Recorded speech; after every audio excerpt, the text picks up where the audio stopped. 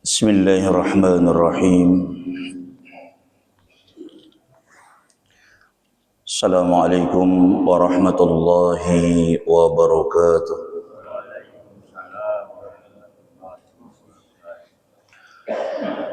Alhamdulillahi rabbil alamin. Wassalatu wassalamu ala nabiyyina Muhammadin sayyidil mursalin. Al-qail fi sahihain man yuridillah bihi khairan yufaqihu fid din wa ala alihi wa ashabihi wa man tabi'ahum bi ihsan ila yaumiddin, amma ba'd. Ikhwati wa akhwati fillah, a'azzani Allah wa iyyakum. Hadirin Bapak Ibu, saudara-saudariku jamaah Masjid Al-Falah yang semoga dimuliakan, disehatkan dan dirahmati oleh Allah Tabaraka wa Ta'ala. Alhamdulillah, pertama kita panjatkan puji dan syukur kita kehadirat Allah Tabaraka wa Ta'ala yang telah melimpahkan kepada kita banyak sekali nikmat, baik itu nikmat duniawiyah, terlebih kenikmatan diniyah berupa iman dan Islam. Sehingga dengan nikmat-nikmat ini, alhamdulillah, di pagi yang berbahagia ini Allah Subhanahu wa Ta'ala kembali kumpulkan kita di Masjid Al-Falah yang kita cintai ini untuk salat subuh secara berjamaah, dan kita lanjutkan dengan menuntut ilmu syar'i. Kemudian yang kedua, tak lupa salawat dan salam semoga terlimpah kepada Rasulullah sallallahu alaihi wa alihi wasallam, juga kepada keluarganya, kepada para sahabatnya, kepada para tabi'in, atba'ut tabi'in, serta kepada orang-orang yang istiqomah menempuh jalan yang ditempuh oleh Rasulullah sallallahu alaihi wa alihi wasallam. Ikhwati wa akhwati fillah, azzani Allah wa iyyakum. Tema kajian kita pagi ini adalah bersegera menuju kebaikan. Dalam surat Al-Baqarah ayat 148. Surat Al-Baqarah ayat 148, Allah Subhanahu wa Ta'ala berfirman, fastabiqul khairat, maka berlomba-lombalah kalian di dalam melakukan kebaikan-kebaikan. Jadi Allah Subhanahu wa Ta'ala perintahkan kita untuk berlomba-lomba di dalam kebaikan. Kalau dalam perkara dunia saja, ada sebagian kita yang berlomba-lomba, tetangganya bangun rumah, dia bangun rumah. Tetangganya beli mobil bagus, dia beli mobil bagus. Itu dalam perkara dunia. Harusnya dalam perkara akhirat kita lebih semangat lagi berlomba-lomba. Dulu Abu Bakar Siddiq radhiyallahu ta'ala anhu, yang kita tahu Abu Bakar Siddiq adalah sahabat yang paling mulia. Di antara para sahabat, Abu Bakar Siddiq radhiyallahu ta'ala anhu adalah sahabat yang paling mulia. Manusia yang paling mulia setelah Nabi dan Rasul, Abu Bakar Siddiq radhiyallahu anhu. Sekalipun demikian, Abu Bakar Siddiq radhiyallahu ta'ala anhu adalah orang yang paling semangat dalam beribadah. Tidak mau ketinggalan dari sahabat-sahabat yang lain. Contoh misalkan dalam satu hadis Nabi SAW ketika bertanya kepada para sahabat ridwanullah alaihi majma'in, man shoma minkumul yawma, atau man asbaha minkumul yawma, siapa di antara kalian yang pagi ini berpuasa? Qala Abu Bakrin, berkata Abu Bakar, ana. saya wahai Rasulullah sallallahu alaihi wasallam. Ketika Nabi bertanya lagi kepada para sahabat, man at'ama minkum al-yawma miskina, siapa di antara kalian yang hari ini sudah memberikan makan kepada orang miskin? Qala Abu Bakrin, berkata Abu Bakar, ana ya Rasulullah, saya wahai Rasulullah sallallahu alaihi wasallam. Ketika Rasul bertanya kepada para sahabat, man 'ada minkumul yawma maridun, siapa di antara kalian yang hari ini sudah menjenguk orang yang sakit? Lagi-lagi Abu Bakar berkata, ana ya Rasulullah, saya wahai Rasulullah sallallahu alaihi wasallam. Dan ketika Rasul bertanya lagi, manittaba'a minkumul yawma janazatan, siapa di antara kalian yang hari ini sudah mengiringi jenazah saudaranya? Qala Abu Bakrin, berkata Abu Bakar, ana. Ini menunjukkan semangat Abu Bakar Siddiq radhiyallahu taala an di dalam beribadah, tidak mau ketinggalan dari sahabat-sahabat yang lain. Bahkan Umar bin Khattab radhiyallahu taala an, ketika Nabi perintahkan para sahabat untuk bersedekah, untuk menginfakkan harta di jalan Allah tabaraka wa taala, datanglah Umar kepada Nabi sallallahu alaihi wasallam. Umar bawa separuh harta. Karena ketika Nabi bertanya kepada Umar, ya Umar, ma abqaka li ahlika, wahai Umar, apa yang kau sisakan untuk keluargamu? Maka Umar mengatakan, mislahu ya Rasulullah, au nisfahu, di rumah masih ada separuhnya lagi. Jadi Umar menginfakkan separuh harta. Ada nggak di antara kita Bapak Ibu yang kalau berinfak itu separuh harta? Punya harta 1.500.000.000 buat diinfakkan di jalan Allah. Ada? Belum ya? Umar bin Khattab radhiyallahu taala an, saking semangatnya berlomba-lomba dalam beribadah kepada Allah tabaraka wa taala, menginfakkan separuh harta. Dan Umar mengatakan, hari ini saya akan bisa mengungguli Abu Bakar. Karena para sahabat tidak ada seorang pun yang bisa mengungguli Abu Bakar Siddiq radhiyallahu taala an. Ketika Umar menginfakkan separuh harta, Umar mengatakan, sekarang saya akan lebih unggul daripada Abu Bakar. Datanglah Abu Bakar Siddiq radhiyallahu taala an, kemudian menginfakkan seluruh hartanya. Karena ketika ditanya oleh Nabi sallallahu alaihi wasallam, ya Abu Bakrin, hai Abu Bakar, ma abqaka li ahlika, apa yang kau sisakan untuk keluargamu? Qala, berkata Abu Bakar, Allah wa rasuluh. Artinya saya yakin dengan janji Allah, saya yakin dengan janji Rasulullah sallallahu alaihi wasallam, semuanya sudah saya infakkan untuk Allah tabaraka wa taala. Yakin dengan janji Allah, karena Allah subhanahu wa ta'ala akan mengganti harta yang diinfakkan untuk Allah tabaraka wa ta'ala. Yakin dengan janji Rasulullah sallallahu alaihi wasallam, karena Nabi mengatakan setiap hari turun 2 orang malaikat, satu malaikat berdoa kepada Allah, Allahumma a'ti munfiqan khalafa, ya Allah berikan kepada orang yang berinfak itu ganti. Jadi Abu Bakar Siddiq radhiyallahu ta'ala an menginfakkan seluruh harta, tetap lebih unggul daripada Umar bin Khattab radhiyallahu taala an. Utsman bin Affan radhiyallahu taala an juga sama Bapak Ibu. Ketika di kota Madinah terjadi krisis air, tidak ada satupun air yang mengeluarkan air, semuanya kering, kecuali sumur milik orang Yahudi. Apa nama sumurnya Bapak Ibu? Sumur Yahudi. Bi'rur Raumah. Nama sumurnya Bi'rur Raumah, sumur Raumah. Jadi satu-satunya sumur waktu itu yang masih ada airnya, Bi'rur Raumah ini. Orang Yahudi, orang yang punya sifat licik. Ketika orang-orang kesusahan, dimanfaatkan sama orang Yahudi ini. Karena satu-satunya sumur yang mengeluarkan air oleh Yahudi ini kemudian dijadikan bisnis, dijual airnya. Jadi orang-orang yang mengambil air di sumurnya itu harus bayar. Ini orang yang memanfaatkan kesulitan orang lain. Makanya kalau ada di antara kaum muslimin yang melihat ada orang yang susah dimanfaatkan, itu berarti sifatnya mirip siapa? Orang Yahudi.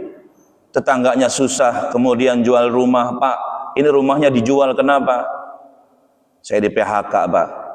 Emang nggak nyoba cari kerjaan lain, nge-Grab, Gojek, udah Pak. Tapi sekarang tarikan lagi sepi.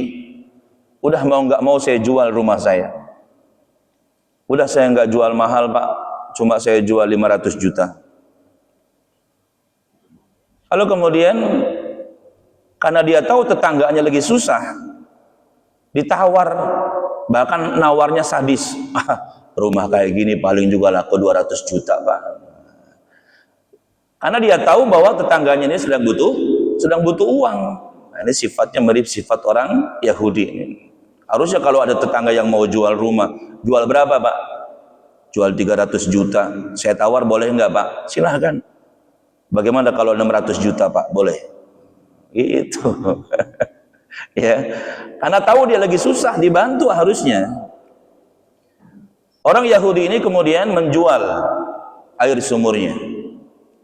Maka Nabi berkata kepada para sahabat, siapa di antara kalian yang membeli bi'rur raumah dari Yahudi, maka baginya surga. Tampillah Utsman bin Affan radhiyallahu taala ana ya Rasulullah, saya wahai Rasulullah sallallahu alaihi wasallam. Karena jaminannya surga. Diiming-imingi surga oleh Nabi sallallahu alaihi wasallam, dan Utsman yakin dengan apa yang dikatakan Nabi sallallahu alaihi wasallam. Lalu kemudian datanglah Utsman kepada Yahud. Fulan, jualah sumurmu kepadaku. Yahudi ini pinter. Kata dia, kalau saya jual, saya nggak mendapatkan penghasilan harian. Pokoknya saya nggak jual sumur saya. Kemudian Utsman pergi cari cara, gimana caranya biar sumur itu dijual kepadanya. Utsman balik lagi, Bapak Ibu, menawarkan kepada Yahudi, ya sudah gini saja, kalau nggak mau dijual seluruhnya, gimana kalau separuh sumurnya saya beli, separuhnya dengan harga sekian, harganya tinggi. Yahudi berpikir, kalau saya jual separuhnya, ini maksudnya gimana ya? Kata Utsman, maksud saya beli separuhnya, nanti sumur ini milik kita berdua, jadi jatahnya gantian, hari ini milik saya, besok milik kamu. Oh gitu. Kata Yahudi, kalau seperti ini oke lah, karena saya dapat duit banyak, kemudian dapat juga hariannya. Dijual kepada Utsman bin Affan separuh sumurnya. Lalu Utsman, ikhwati wa akhwati fillah azan ya Allah yakum, berkata kepada penduduk Madinah, ya, wahai penduduk Madinah, ambillah oleh kalian air untuk 2 hari, hari ini sama besok. Kenapa? Karena hari ini jatah saya gratis. Adapun besok jatahnya orang Yahudi, ya, bayar. Maka orang-orang Madinah atau penduduk Madinah, mereka mengambil air untuk jatah 2 hari. Besoknya giliran Yahudi sepi, ya, karena mereka ngambil jatah air untuk dua hari. Giliran jatahnya Yahudi sepi, giliran Utsman rame, giliran Yahudi sepi, terus seperti itu. Kata Yahudi, wah ini mah nggak bener nih, nggak beres. Maka datang lagi kepada Utsman, dia menawarkan kepada Utsman, man, sini man. Orang kita kan gitu ya, manggil orang ujungnya doang, man. Wahai Utsman, udahlah jual semuanya. Kata Utsman, silahkan, nggak apa-apa saya beli. Tapi Utsman pintar Bapak Ibu. Untuk yang kedua kali ini, Utsman membelinya dengan harga yang murah. Karena tahu Yahudi ini sudah nggak butuh sumur kan gitu. Dibeli dengan harga yang murah. Nah, Utsman bin Affan radhiyallahu taala. Bahkan konon sumurnya sampai sekarang masih ada. Di sekitar sumur ada pohon-pohon kurma, jadi kebun kurma. Yang kebun kurma ini setiap panen separuh diberikan kepada fakir miskin, separuhnya dijual lalu dimasukkan ke rekening atas nama Utsman bin Affan radhiyallahu taala. Masya Allah, ya. Utsman sudah meninggal dunia, tapi masih memiliki sedekah jariyah, pahala yang terus mengalir. Ini contoh tentang apa? Berlomba-lomba dalam kebaikan. Makanya para sahabat, ikhwati wa akhwati fillah azan ya Allah yakum, kebanyakan mereka nggak mau ketinggalan dari sahabat-sahabat yang lain. Dalam hadis riwayat Imam Muslim, Nabi Shallallahu Alaihi Wasallam pernah didatangi sahabat-sahabat yang miskin. Mereka datang kepada Nabi Shallallahu Alaihi Wasallam, mengadu kepada Nabi Shallallahu Alaihi Wasallam. Mereka mengatakan, ya Rasulullah, wahai Rasulullah Shallallahu Alaihi Wasallam, zahaba ahlud dusuri bil ujur. Orang-orang kaya di kalangan kami, mereka telah memborong banyak pahala. Yusalluna kama nusalli, mereka salat, kita salat. Wa yasumuna kama nasum, mereka puasa, kita juga puasa. Wa yatasaddaquna bi fuduli amwalihim, tapi mereka bisa sedekah karena kelebihan harta yang mereka miliki, kami nggak bisa. Jadi gara-gara ini, itu para sahabat yang miskin ini iri. Dan iri dalam perkara kebaikan boleh, Bapak Ibu. Yang nggak boleh itu iri dalam perkara duniawi. Tetangganya bangun rumah, iri, ya itu yang nggak boleh. Ya, tetangganya bangun rumah, meriang. Tetangganya beli mobil, sakit kepala. Tetangganya beli motor, banting pintu, banting piring. Ini yang nggak boleh. Iri dalam perkara dunia. Adapun iri dalam kebaikan boleh. Ini contohnya para sahabat. Jadi mereka mengadu kepada Nabi SAW, mereka bisa sedekah, wahai Rasulullah, kami nggak bisa sedekah. Maka Nabi katakan kepada mereka, awalaysa qad ja'alallahu lakum ma tasaddaqun. Bukankah Allah telah menjadikan segala sesuatu bisa kalian sedekahkan? Artinya sedekah itu bukan hanya dengan harta, sedekah itu bukan hanya dengan uang. Dengan berbagai macam cara kita bisa bersedekah. Nabi mengatakan, fabi kulli tasbihatin shadaqah, dengan mengucapkan tasbih subhanallah, subhanallah, itu sedekah. Wa bi kulli tahmidatin shadaqah, dengan mengucapkan alhamdulillah, alhamdulillah, sedekah. Wa bi kulli takbiratin shadaqah, mengucapkan Allahu akbar, sedekah. Wa bi kulli tahlilatin shadaqah, mengucapkan la ilaha illallah, sedekah. Bahkan wa tu'inur rajula fi dabatihi, menolong orang lain naik ke atas kendaraannya, itu juga sedekah. Kita mau berangkat kerja, lalu kemudian ada tetangga kita yang jalan kaki. Pak, kok jalan? Kenapa? Mana motornya? Di bengkel. Ya udah, bareng saya, ayo ikut. Menolong saudaranya naik ke atas kendaraannya, itu termasuk sedekah juga, termasuk kebaikan, kata Nabi Shallallahu Alaihi Wasallam. Bahkan amar ma'ruf, mengajak orang kepada kebaikan, ngajak ngaji, ngajak orang untuk sholat berjamaah. Barangkali ada tetangga kita yang masih belum mau datang ke masjid sholat berjamaah, kita ajak, itu juga sedekah. Ngajak tetangga kita yang mungkin masih belum mau ngaji, belum senang mendengarkan qala Allah qala Rasulullah sallallahu alaihi wasallam, kita ajak, itu termasuk sedekah. Mencegah orang lain dari kemungkaran juga termasuk sedekah. Ketika ada orang yang masih bergelimang dengan riba misalkan, lalu kemudian kita katakan, Pak, riba itu haram, ya, usahakan ditinggalkan. Karena kalau misalkan masih terus bergelimang dengan riba, meninggal dalam keadaan masih bergelimang dengan riba, Bapak melakukan dosa besar. Mencegah seseorang dari kemungkaran juga termasuk sedekah. Bahkan di akhir hadis Nabi mengatakan, wa fi bud'i ahadikum shadaqah, pada sedikit daging yang kalian miliki juga ada sedekah.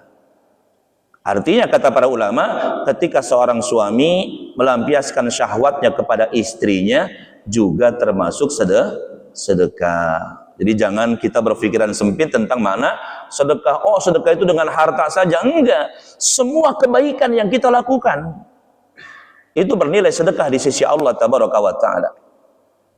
Makanya ketika Allah sebutkan dalam surat Al-Lail, فَأَمَّا مَنْ أَعْطَى وَاتَّقَى وَصَدَّقَ بِالْحُسْنَى فَسَنُيَسِّرُهُ لِلْيُسْرَى. Maka adapun orang yang memberi, wattaqa, dan bertakwa, wasaddaqa bil husna, membenarkan dengan adanya al husna. Ada yang menafsiri al husna adalah meyakini adanya surga nanti di akhirat. Fasanu yassiruhu lil yusra, kelak kami berikan kepadanya kemudahan-kemudahan. Artinya orang yang gemar memberi, orang yang bertakwa, orang yang percaya dengan adanya surga di akhirat akan diberikan oleh Allah kemudahan-kemudahan. A'ta di sini Bapak Ibu, memberi di sini memberikan apa saja, bukan hanya harta. Memberikan kebaikan-kebaikan, menolong orang yang sedang kesulitan, bahkan termasuk menampakkan wajah ceria ketika kita bertemu dengan saudara kita. Ini juga termasuk kebaikan. Mengucapkan salam ketika berjumpa dengan saudara kita, assalamualaikum warahmatullah, ini termasuk juga kebaikan. Termasuk juga senyum kepada saudara-saudari kita, yang Rasul mengatakan tabassumuka ala wajhi akhika laka shadaqah, senyummu kepada saudaramu itu termasuk sedekah. Ya, tapi jangan kemudian mentang-mentang senyum sedekah, senyum terus kan gitu. Ada orang senyum, nggak ada orang senyum, salah juga. Ya. Ada juga Ustadz memerintahkan kepada para istri, usahakan kalau suami pulang jangan cemberut. Ya. Akhirnya ketika suaminya pulang dia ketawa terus. Assalamualaikum, waalaikumsalam warahmatullahi wabarakatuh. Ya. Mau minum apa Mas sambil ketawa? Ini juga nggak betul ya. Jadi kebaikan itu bisa apa saja. Termasuk senyum juga sedekah, ya. Termasuk senyum juga kebaikan. Ikhwati wa akhwati fillah, azzani Allah wa iyyakum. Bahkan ada juga sahabat yang lain datang kepada Nabi. Mereka ngadu tentang apa? Tentang pahala muadzin. Kata mereka, mengatakan kepada Nabi SAW, ya Rasulullah, itu muadzin telah memborong pahala. Karena muadzin itu kan pahalanya besar, kita pernah sampaikan. Sepanjang suaranya diampunkan dosanya oleh Allah Tabaraka wa Ta'ala. Bahkan kalau ada orang yang adzan 12 tahun, maka dia akan masuk ke dalam surganya Allah Tabaraka wa Ta'ala. Termasuk juga semua yang mendengar suaranya, insun wala jinnun, manusia, jin, pepohonan, termasuk juga bebatuan yang mendengar suaranya, nanti di yaumil qiyamah akan menjadi saksi untuknya di hadapan Allah, ya, di yaumil qiyamah. Bahkan muadzin itu akan mendapatkan pahala sebanyak orang yang datang ke masjid untuk sholat. Di sini Masya Allah jamaahnya banyak banget. Tadi aja sampai ya, sampai 5 sop. Satu sopnya 25.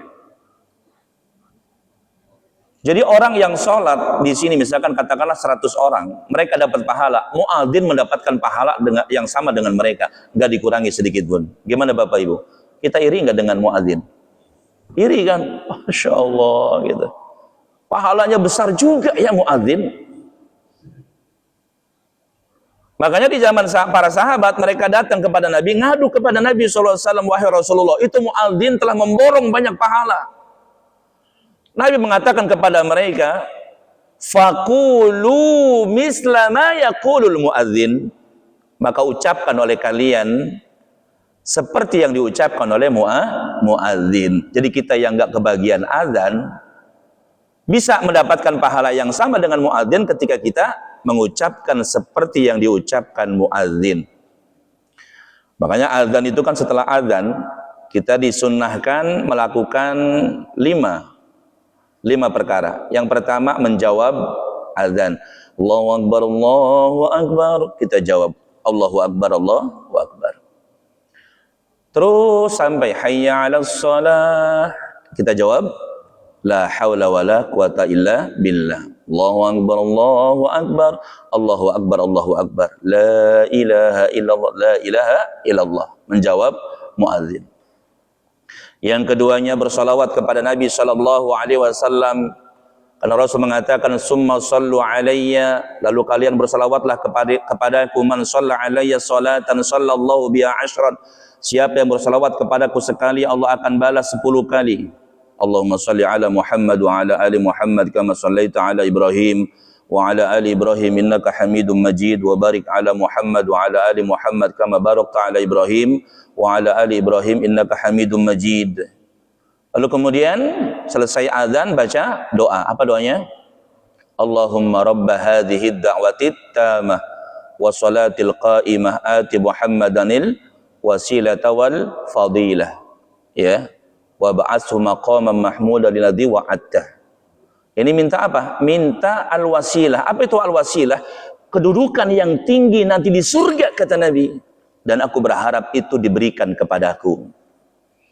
Dan Rasul mengatakan barang siapa yang setelah adzan membaca doa ini, wajabat syafaati yaumal qiyamah, dia berhak mendapatkan syafaatku nanti di yaumil qiyamah. 3. Lalu kemudian yang keempatnya membaca asyhadu alla ilaha illallah.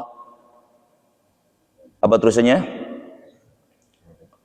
Ya, baca syahadat ya, asyhadu alla ilaha illallah wa asyhadu anna muhammadan abduhu wa rasuluh, raditu billahi rabba wa bi muhammadin rasula wa bil islami dina.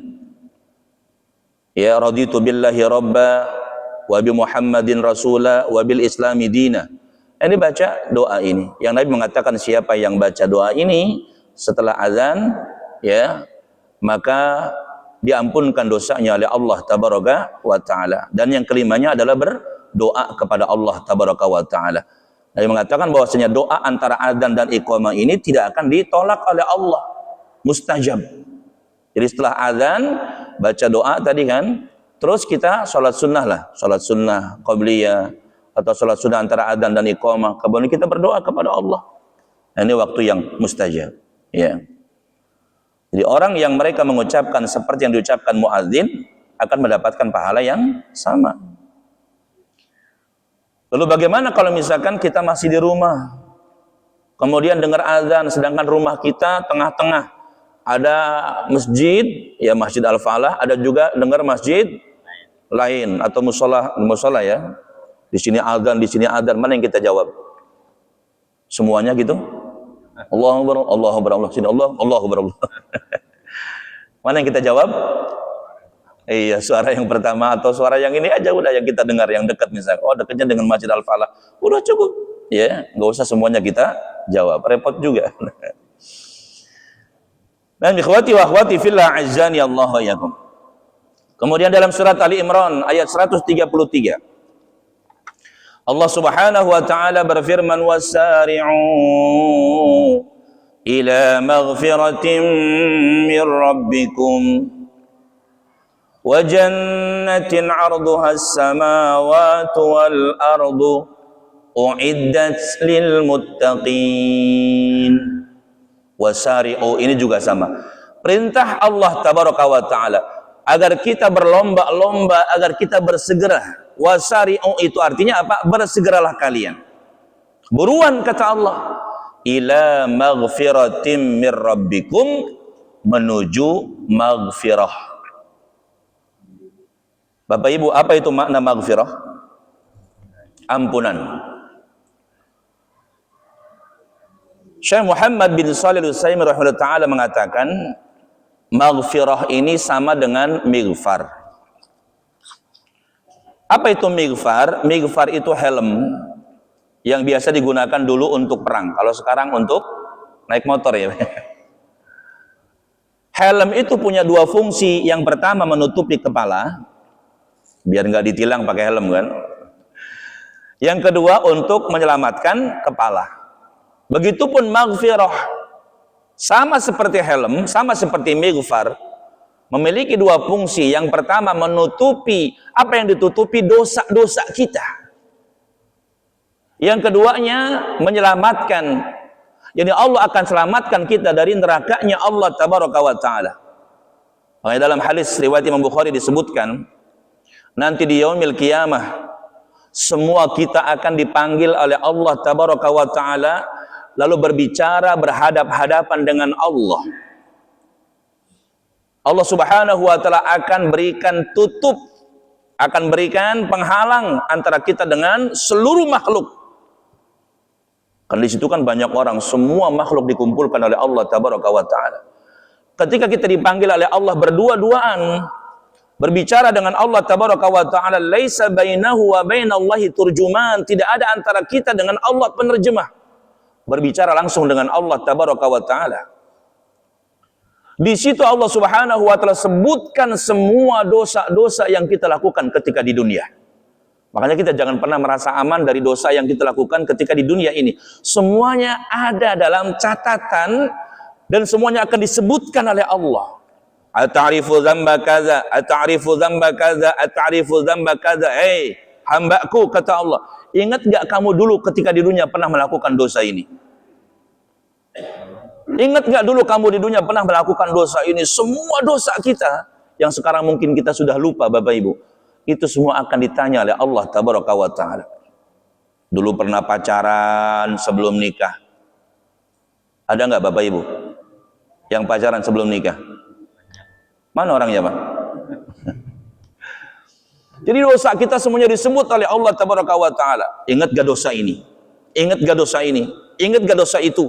Semua disebutkan oleh Allah Tabaraka wa Ta'ala. Dan orang itu mengakui dosa-dosanya. Sehingga ketika dia merasa akan dimasukkan ke dalam nerakanya Allah Tabaraka wa Ta'ala karena saking banyak dosa yang disebutkan oleh Allah, disitulah Allah mengatakan, qad satartuha laka fid dunya. Dulu ketika di dunia aku tutup-tutupi semua dosamu. Ya. Makanya kita sekarang Bapak Ibu dirahmati Allah Tabaraka wa Ta'ala, kelihatan seperti orang yang enggak punya padahal dosa kita bukan banyak tapi banyak. Ya, banget. Tapi kelihatan enggak punya dosa. Sampai-sampai ada seorang ustadz berani berbicara di depan, padahal dosanya banyak. Tapi kok pede ya bicara di depan gitu? Karena enggak ketahuan, ditutupi oleh Allah Tabaraka wa Ta'ala. Qad satartuha laka fid dunya, kata Allah. Dulu ketika di dunia aku tutup-tutupi semua dosamu. Wa aghfiruha lakal yauma, dan hari ini aku ampuni semua dosamu. Makanya kita diperintahkan untuk apa? Bersegera menuju maghfirah. Artinya lakukan amalan-amalan yang dengan amalan tersebut kita mendapatkan ampunan dari Allah Tabaraka wa Ta'ala. Kalau dulu ada orang kafir, misalkan ya, itu untuk mendapatkan maghfirah dari Allah, dia harus masuk Islam. Ketika dia masuk Islam, maka dosa-dosa yang ketika dia kafir, dilakukan ketika dia kafir, itu Bapak Ibu dihapuskan semuanya oleh Allah Tabaraka wa Ta'ala. Karena Rasul mengatakan, idza aslamal abdu, apabila seorang hamba masuk Islam, fahasuna islamuhu, lalu Islamnya bagus. Karena ada artis yang masuk Islam, Pak, ya Bu ya, itu setelah Islamnya bagus, bahkan kadang kita malu karena keislamannya lebih bagus dari kita. Sholat berjamaahnya nggak pernah tinggal, baca Qur'annya juga rajin. Kita Islam dari dulu kan gitu. Tapi Masya Allah, berjamaahnya datangnya kadang-kadang. Kadang datang, kadang enggak, kadang enggak, kadang enggak, kadang enggak. Ya, ini ada orang yang baru masuk Islam, Islamnya bagus. Maka Nabi mengatakan, apabila seorang hamba dia masuk Islam, lalu Islamnya bagus, yukaffirullahu anhu kulla sayyi'atin kana zalafaha. Maka semua dosa yang dia lakukan ketika kafir itu dihapuskan semuanya oleh Allah. Dan kebaikan yang dia lakukan ketika dia kafir, pernah nyantuni anak yatim, pernah membantu orang miskin, atau juga melakukan kebaikan-kebaikan yang lain, itu akan diberikan oleh Allah Tabaraka wa Ta'ala. Adapun setelah dia masuk Islam, berlaku kisos, sama seperti kita. Artinya ketika melakukan satu kebaikan dapat 10 pahala dari Allah, ada juga yang 700, bahkan juga ada yang berlipat-lipat ganda. Dan ketika melakukan dosa, satu dosa, dia akan mendapatkan balasan 1 dari Allah Tabaraka wa Ta'ala. Ini amalan yang menyebabkan dapat maghfirah. Terus apa lagi? Takwa kepada Allah. Jadi bertakwa kepada Allah Tabaraka wa Ta'ala, ini amalan yang bisa menghapuskan dosa, mendapatkan maghfirah dari Allah Tabaraka wa Ta'ala. Dalilnya surat At-Talaq ayat 5. Allah Subhanahu wa Ta'ala berfirman, dzalika amrullah, itu adalah perintah Allah. Anzalahu ilaikum, Allah turunkan kepada kalian. Wa may yattaqillaha, dan barang siapa yang bertakwa kepada Allah Tabaraka wa Ta'ala, yukaffiru anhu sayyiatihi, Allah hapuskan dosa-dosanya, wa yu'zim lahu ajra, bahkan akan mendapatkan pahala yang besar di sisi Allah Tabaraka wa Ta'ala. Ya, makanya kita tingkatkan takwa kepada Allah Tabaraka wa Ta'ala, yang dengannya kita mendapatkan maghfirah. Apa takwa itu Bapak Ibu? Takwa itu apa? Menjalankan perintah Allah, menjauhi larangan-larangan Allah Tabaraka wa Ta'ala. Atau juga ada yang mengatakan takwa itu adalah sikap kehati-hatian. Orang yang bertakwa kepada Allah tidak akan mengatakan perkataan-perkataan yang bisa menjerumuskan dia masuk ke dalam nerakanya Allah. Orang yang bertakwa kepada Allah, dia akan berhati-hati dalam melakukan perbuatan-perbuatan. Jangan sampai perbuatan-perbuatannya menjerumuskan dia masuk ke dalam nerakanya Allah. Ini takwa. Makanya takwa itu bisa ditempuh dengan menuruti perintah-perintah Allah dan menjauhi larangan-larangan Allah tabaraka wa ta'ala. Termasuk yang mendapatkan maghfirah adalah mengikuti sunnah Rasulullah sallallahu alaihi wasallam. Dalam surat Ali Imran ayat 31 Allah Subhanahu wa taala berfirman, "Qul," katakan wahai Muhammad, "in kuntum tuhibbunallah," jika kalian cinta kepada Allah, fattabi'uni, ikuti aku. Ya, ikuti Rasulullah sallallahu alaihi wasallam. Ketika kita makan, makannya mengikuti sunnah Rasulullah sallallahu alaihi wasallam. Gimana mengikuti sunnah, Pak? Ketika makan. Makanya kalau sunnah itu di bawah ya. Bukan di meja makan. Sunnahnya, bukan berarti nggak boleh. Kalau misalkan Bapak Ibu punya meja makan, ya silahkan makan di meja makan. Tapi kalau pengen sunnah, mendapatkan sunnah di bawah, ya, pakai daun pisang. Enggak ya, pakai piring juga nggak apa-apa, makan di bawah. Kemudian makan dengan menggunakan tangan kanan, baca bismillah, makannya dengan 3 jari, ya. Kalau kita kan kadang makan walaupun pakai tangan, pakai berapa jari? 5 jari. Ini mengikuti sunnah Nabi Shallallahu Alaihi Wasallam. Ya. Bahkan kemudian selesai makan kita baca apa? Alhamdulillah, atau juga Alhamdulillahilladzi at'amani hadza wa razaqanihi min ghairi haulin minni wala quwwatin. Siapa yang selesai makan, kata Nabi, baca doa ini, Alhamdulillahilladzi at'amani hadza min ghairi wa razaqanihi min ghairi haulin minni wala quwwatin, ghufira lahu ma taqaddama min dzambi, diampunkan semua dosanya yang telah lalu. Atau kalau enggak hafal cukup dengan alhamdulillah, riwayat Anas bin Malik. Kemudian selesai makan, jari-jari kita diapain? Dijilatin. Ini sunnah Nabi Shallallahu Alaihi Wasallam, ya, dijilatin. Bahkan Nabi mengatakan menjilati sendiri atau dijilatin sama istri nggak apa-apa. Ya, habis makan, selesai makan, panggil istrinya, mah, yang jilatin istri. Itu tetap mendapatkan sunnah, ya, mendapatkan sunnah. Karena Nabi mengatakan yal akuha au yul ikuha, ya, menjilatin sendiri atau dijilatin sama orang lain.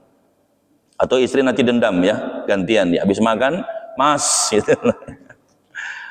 Ya, mengikuti sunnah Nabi menyebabkan diampunkan dosa kita, mendapatkan maghfirah dari Allah. Katakan wahai Muhammad, jika kalian cinta kepada Allah, fattabi'uni, ikuti aku. Karena dulu orang-orang mereka mengatakan, saya cinta kepada Allah, saya cinta kepada Allah, maka Allah turunkan ayat ini. Qul, katakan wahai Muhammad, in kuntum tuhibbunallah, jika kalian cinta kepada Allah, fattabi'uni, ikuti aku, yuhibbukumullah, maka Allah akan cinta kepada kalian, wa yaghfir lakum dzunubakum, Allah akan ampuni dosa-dosa kalian. Ya. Termasuk amalan penghapus dosa itu salat, ya, salat 5 waktu, wassalawatul khamsu, ya, salat duhur ke asar, asar ke maghrib, maghrib ke isya, isya ke subuh, subuh ke duhur. Ini mukaffiratun bainahunna, ya, menghapuskan dosa-dosa di antara keduanya, atau di antara salat-salat tersebut, majtunibatil kabair, selagi menjauhi dosa-dosa besar.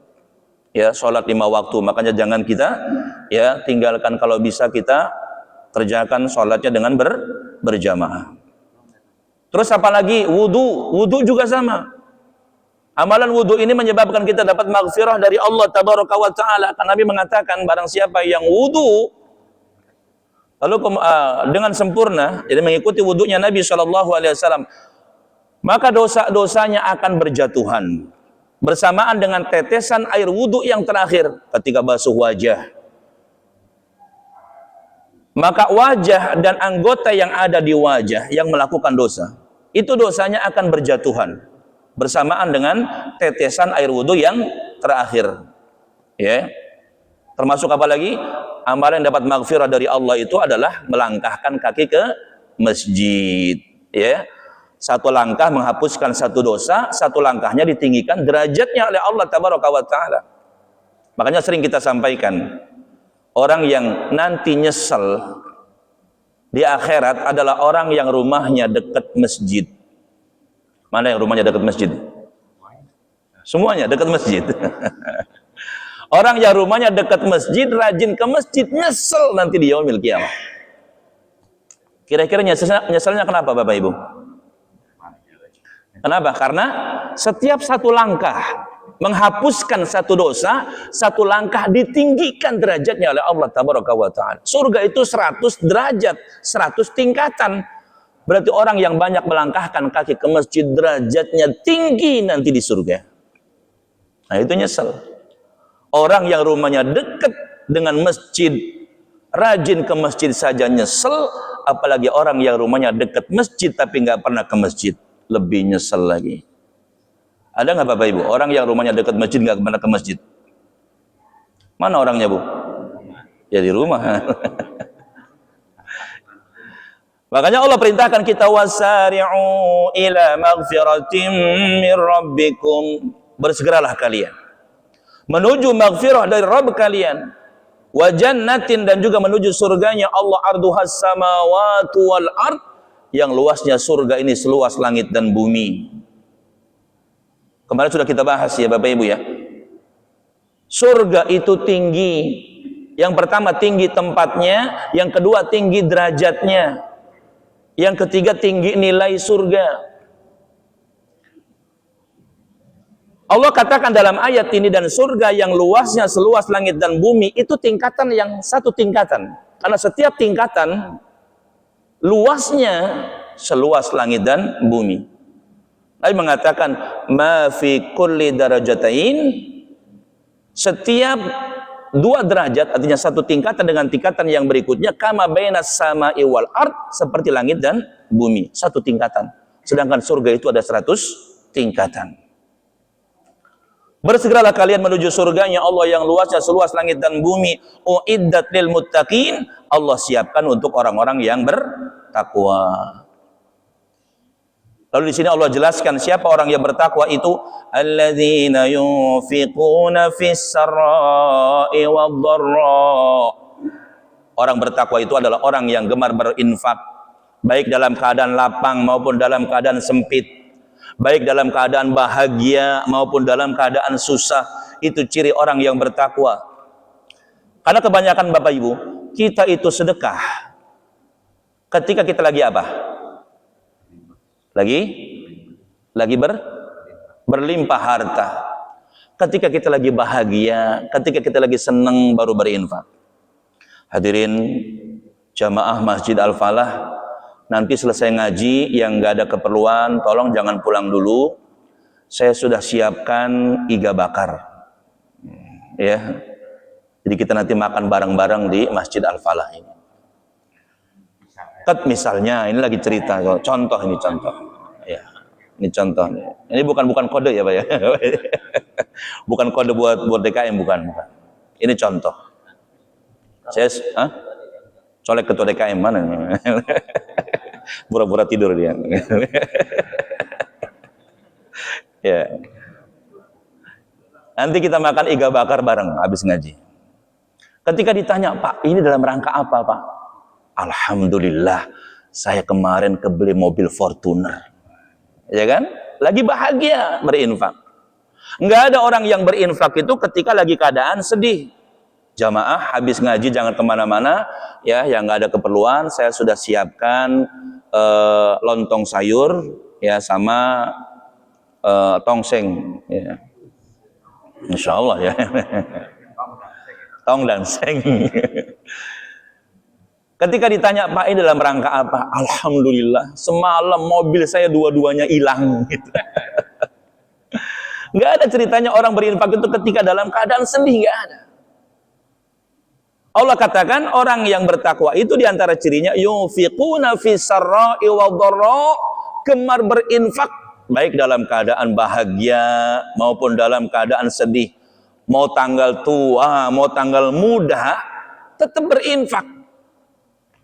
Mau lagi senang, mau lagi susah, tetap berinfak. Itu ciri orang bertakwa kepada Allah Tabaraka. Makanya coba kita belajar jemaah. Ya, senantiasa berinfak, mau dalam keadaan senang maupun dalam keadaan susah.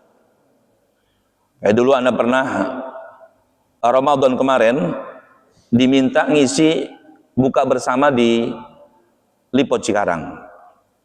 Sholat tarawihnya di Baitul Makmur, Masjid Baitul Makmur Cibitung. Itu perkiraan bisa nyampe lah lewat tol ya. Cuma qadarullah karena nggak tahu, apalagi kondisi parkiran di apartemen itu gelap. Jadi nabrak lubang, Mbak. Ban depan sebelah kiri bocor. Kata anak, inna lillahi wa inna ilaihi rajiun. Ya. Karena waktunya sudah mepet, udahlah bismillah. Akhirnya tetap masuk tol dalam keadaan anginnya sudah keluar ya. Mudah-mudahan sampai, dalam hati berharap seperti itu ya. Sampai di gerbang tol Lemah Abang habis Pak anginnya. Kerasa kan dadadadadad gitu. Akhirnya minggir, kemudian ke belakang, muter ke belakang nyari dongkrak. Ternyata dongkrak juga nggak ke bawah. Gimana coba? Udah mau nggak mau kan, udahlah bismillah. Akhirnya mobil dibawa Pak dalam keadaan banyak anginnya habis, keluar tol Telaga Asih. Kemudian cari pom bensin yang pertama tutup gelap, ya nyari lagi pom bensin yang satunya ketemu, lalu kemudian dibuka. Udah gitu susah lagi bongkar ban yang serepnya agak susah kan, begini. Beda kalau yang ban mobil dulu kan gampang ya, di belakang cuman pakai kunci bisa. Ini susah banget. Akhirnya dibantu sama karyawan pom bensin. Pak lagi capek-capeknya, ada orang datang, assalamualaikum Pak. Ada orang yang minta-minta. Gimana Pak kira-kira, dikasih atau enggak? Yang ada ini orang nggak tahu diri apa yang kita lagi susah gitu kan. Kita lagi susah, ngapain kami? Pak, kasihan Pak. Kan kita dari tadi datang ke situ ngutak mati nggak bisa-bisa. Wah, udah kesel gitu. Ada yang minta-minta. Makanya kita belajar di sini, ya. Walaupun dalam keadaan kesel, walaupun dalam keadaan susah, tetap berinfak. Karena Allah katakan yunfikuna fis sarai wad dharra. Wal kadhiminal ghaidh. Orang bertakwa itu adalah orang yang bisa menahan amarah. Bukan berarti nggak boleh marah. Marah boleh asal pada tempatnya.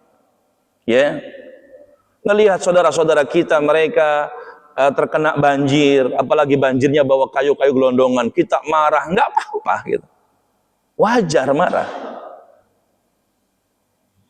Orang bertakwa kata Allah, wal kadhiminal ghaidh, orang yang bisa menahan amarah. Dia berusaha untuk tidak marah. Apalagi Allah juga Rasul juga menjanjikan bagi orang yang bisa menahan amarah. Ya, barang siapa yang bisa menahan amarahnya, padahal dia mampu melampiaskan amarahnya nanti di yaumil kiamah. Dia akan dipanggil di hadapan seluruh para makhluk. Kemudian Allah Subhanahu wa taala perintahkan kepadanya untuk memilih bidadari mana yang dia mau. Masya Allah Pak, dimuliakan oleh Allah Tabaraka wa taala. Di yaumil kiamah disuruh apa? Suruh milih mana bidadari yang kamu mau. Ya, yang Rasul menyebutkan bidadari surga cantiknya itu ketika kita melihat betisnya kelihatan sumsumnya. Masya Allah. Gak usah dibayangin ya. Bingung nanti. Wal kadhiminal ghaidh, bisa menahan amarah. Kemudian wal afina 'anin nas. Orang bertakwa itu mudah memaafkan orang lain, ya. Gampang memberikan maaf. Ada orang yang bersalah, dia maafkan. Apalagi misalkan suami yang salah, dimaafkan. Atau istri kita melakukan kesalahan, kita maafkan. Wal afina 'anin nas. Makanya dulu ada seorang ulama yang saleh memiliki budak, ya, memiliki hamba sahaya. Ketika dia akan marah, ini budaknya baca ayat ini, Pak. Budaknya baca ayat ini. Ketika majikannya mau marah, dia bacakan wal kadhiminal ghaidh. Apa kata majikannya? Saya enggak marah sama kamu. Dibacakan lagi wal afina 'anin nas. Ya, memaafkan manusia. Saya maafkan semua kesalahanmu, kata majikannya. Wallahu yuhibbul muhsinin. Allah cinta kepada orang-orang yang berbuat baik. Kata majikannya, idhab, pergi kamu, wa anta hurrun, kamu bebas. Sekarang kamu bukan budak lagi. Ya. Ini kalau majikan sama pembantunya sama-sama bisa baca Quran, sama-sama faham Quran. Tapi kalau nggak paham gimana, Pak? Majikan mau marah dibacakan wal kadhiminal ghaidh, berhenti nggak marahnya? Karena nggak paham. Iya. Bacakan wal kadhiminal ghaidh wal 'afina 'anil nas. Suami mau marah, istri bacakan ini wal kadhiminal ghaidh, menahan amarah. Wal 'afina 'anil nas, saya maafkan kamu. Wallahu yuhibbul muhsinin. Ayo kita belanja. Ya. Allah Subhanahu wa taala mencintai orang-orang yang melakukan kebaikan. Ya, bacakan ayat ini enggak apa-apa. Untuk mengingatkan. Oh, ada ya? Oh, itu grafik. Ya. Asalkan jangan salah baca ayat ya. Nanti suaminya marah bacanya ayat kursi lagi. Allahu la ilaha illallah. Itu bukan hilang marahnya tapi makin marah. Emang saya setan gitu. Dibacakan ayat ruqyah. Wallahu yuhibbul muhsinin. Allah Subhanahu wa taala mencintai orang-orang yang berbuat baik. Ikhwati wa akhwati fillah azani Allah yakum. Terakhir kita bacakan hadis satu lagi. Hadis dari Nabi sallallahu alaihi wasallam yang memerintahkan kita untuk bersegera di dalam melakukan kebaikan, yaitu hadis riwayat Imam Muslim dari Abu Hurairah radhiyallahu anhu. Rasulullah sallallahu alaihi wasallam bersabda, "Badiru bil a'mali fitanan ka qita'il lailil mudlim, yusbihu ar-rajulu mu'minan wa yumsi kafiran, wa yumsi ar-rajulu mu'minan wa yusbihu kafiran. Yabi'u dinahu bi'aradin minad dunya." Bersegeralah kalian, kata Nabi SAW, bil a'mali, melakukan amalan-amalan kebaikan. Disuruh kita buru-buru, ya, atau bersegera melakukan kebaikan. Contoh misalkan ada di antara kita punya kesempatan untuk beramal apa saja. Pengen sholat, kerjakan sholat. Kita pengen baca Quran, buruan baca Quran. Jangan misalkan pagi ini kita pengen baca Quran, nanti sore saja. Karena kita nggak tahu ikhwati wa akhwati fillah, sore nanti ada keperluan apa. Ya. Makanya mengatakan badiru bil a'mali fitanan, sebelum datang fitnah-fitnah. Kayak sekarang misalkan Allah berikan kepada kita umur panjang, kesehatan, gunakan untuk beribadah kepada Allah tabaraka wa taala. Datangi majlis-majlis ilmu seperti ini, jangan nunggu nanti saja kalau sudah pensiun ngajinya. Padahal belum tentu kita sampai pensiun masih dalam keadaan sehat. Kita bukan nakut-nakutin ikhwati wa akhwati fillah. Ya, ada kawan-kawan kita yang dulunya sehat sekarang terkena penyakit. Ya, padahal semangat ngajinya luar biasa. Tapi sekarang sudah kena sakit. Walaupun sakit tetap semangat sih, ya, duduk di majelis ilmu. Di sebelum datang fitnah-fitnah.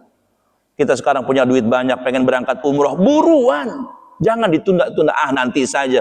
Padahal dia fisiknya sehat, istrinya juga sehat, duitnya banyak. Ada kesempatan untuk berangkat umroh, buruan, jangan ditunda-tunda. Itu maksud badiru bil a'mal fitanan, sebelum datang fitnah. Ya, karena nanti belum tentu seperti sekarang. Bisa jadi mungkin duit ada tapi kesehatan nggak ada. Ya, atau kesehatan ada, duitnya udah nggak ada. Ada kesempatan buruan. Ya, seperti sebelum datang fitnah seperti potongan malam-malam yang gelap gulita. Artinya saking samarnya fitnah tersebut. Yusbihu rajulu mu'minan, seseorang pagi hari dalam keadaan mukmin, wa yumsi kafiran, sore harinya dalam keadaan kafir. Wa yumsi mu'minan wa yusbihu kafiran, sore hari seorang laki-laki dalam keadaan mukmin, pagi hari dalam keadaan kafir. Yabi'u dinahu bi'aradin minad dunya, dia menjual agamanya dengan kesenangan-kesenangan dunia. Ya, ada orang-orang yang mungkin dulunya lurus manhajnya, lurus akidahnya, lalu kemudian karena diuji dengan jabatan, diuji dengan harta, kemudian jadi bengkok. Ya, contoh misalkan orang dulu ketika masih lurus akidahnya, lurus manhajnya, lurus agamanya, dia mengatakan seperti dikatakan oleh Al-Quran dan hadis. Contoh, mengharamkan mengucapkan selamat Natal kepada orang kafir. Tapi ketika diuji dengan jabatan, diuji dengan harta, akhirnya melenceng. Ya, tidak mengatakan seperti dikatakan oleh Al-Quran dan hadis. Ya, bukan hanya menghalalkan mengucapkan selamat Natal kepada orang kafir, tapi juga ikut mengucapkan waliyadzubillah. Ya, makanya kita diperintahkan untuk bersegera dalam melakukan kebaikan. Wallahu a'lam. Demikian ikhwati wa akhwati fillah, azzani Allah yakum, dapat kita sampaikan, semoga bermanfaat.